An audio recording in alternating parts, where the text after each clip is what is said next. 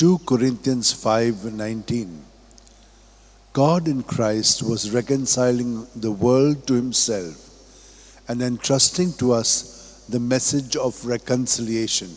O devoted servant of God, Saint Francis Xavier, your heart was burning with love for Jesus.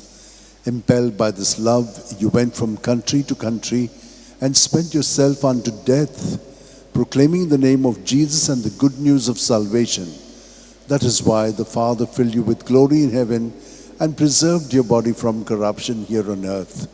Filled with joy for these unique gifts, we join you in praising the Father, and now we ask your intercession for ourselves. You may pray for whatever you want through the intercession of Saint Francis Xavier.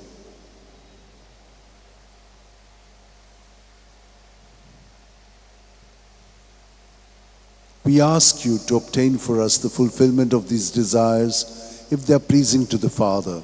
And for everything, together with you, we praise the Father through Jesus in the Spirit. Amen. And may Almighty God bless us, the Father, and the Son, and the Holy Spirit. Amen.